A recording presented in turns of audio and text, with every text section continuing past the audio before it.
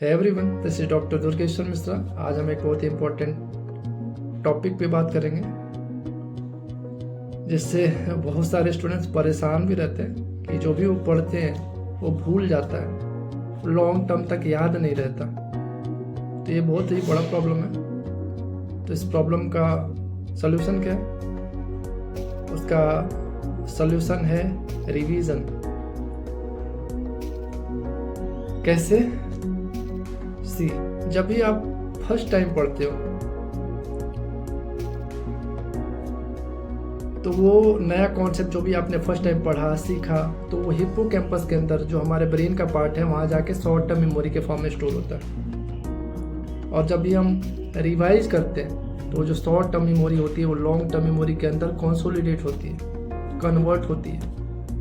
हमारे ब्रेन में एक बहुत ही इंपॉर्टेंट सर्किट होता है जिसको बोलते हैं पेपेज सर्किट।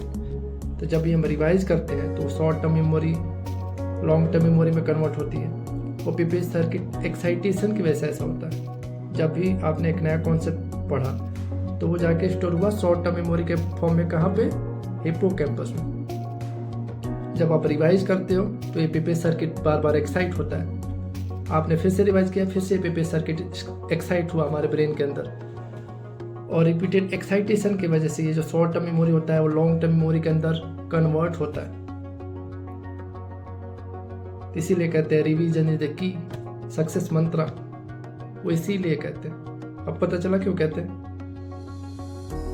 सो बेसिक फंडा क्या है? जो भी आप पढ़ो तो उसको एक बार टाइम लगेगा, शॉर्ट टर्म मेमोरी में वो कन्वर्ट होगा। फिर उसको स्पेस्ड रिवीजन कहते हैं। थोड़े दिन बाद उसको फिर से रिवाइज करो जिससे आपके ब्रेन के अंदर जो पेपेज सर्किट है वो बार बार एक्साइट हो और ये short term memory long term memory के अंदर कंसोलिडेट हो, कन्वर्ट हो हिप्पोकैम्पस के अंदर। और जब भी आपको एग्जाम हॉल में रिकॉल करने की ज़रूरत पड़ेगी आप इजीली रिकॉल कर पाओगे और बहुत ही अच्छा परफॉर्म कर पाओगे। ओके, जितना इजीली रिकॉल करोगे उतना ही आपका स्पीड फास्ट होगा और उतना ही आप बेहतर परफॉर्म कर पाओगे। So that's all for today. See you soon.